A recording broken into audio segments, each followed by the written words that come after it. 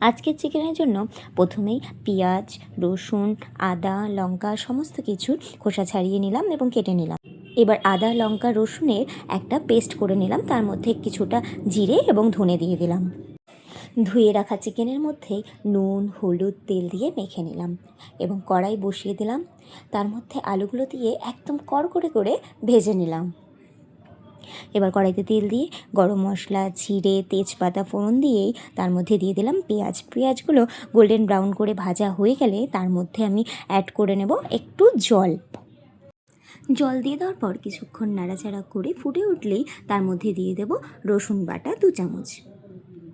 কিছুক্ষণ হয়ে যাওয়ার পর তার মধ্যে দিয়ে দেব আদা, জিরে, লঙ্কা, এই সমস্ত কিছুর যে পেস্টটা বানিয়েছিলাম সেটার সাথে একটু নুন আর একটু হলুদ, একটু শুকনো লঙ্কার গুঁড়ো দিয়ে ভালো করে কষিয়ে নিলাম এবং তেল ছাড়ার পরই আমি চিকেনগুলোকে অ্যাড করে দিলাম।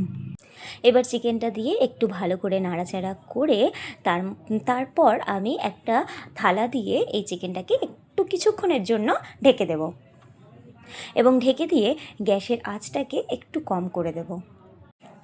5-7 মিনিট পর আবার এখন চিকেনটাকে আমাকে ভালো করে কষিয়ে নিতে হবে। ভালো মতন করে নেড়েচেড়ে আলুগুলোকে দিয়ে দিলাম। যতক্ষণ পর্যন্ত তেল না ছাড়ে ততক্ষণ পর্যন্ত আমাদের কষাতে হবে এবং তেল ছেড়ে দিলেই তার মধ্যে আমাদের পরিমাণ মতো জল দিয়ে দিতে হবে। জল দেওয়ার পর জল ফুটতে শুরু করবে এবং সুন্দর করে ফুটে উঠলে আমি তার মধ্যে দিয়েছিলাম একটু গরম মশলা। জানি গরম মশলা রান্নার শেষে দিতে হয়, কিন্তু আমি শেষে দিই না, কারণ গরম মশলার উগ্র গন্ধটা আমার মোটেই ভাল লাগে না, তাই আমি আগেই দিয়ে দিলাম। আর এখন আমি অ্যাড করে নিলাম এর মধ্যে 1 চামচের মতন ঘি।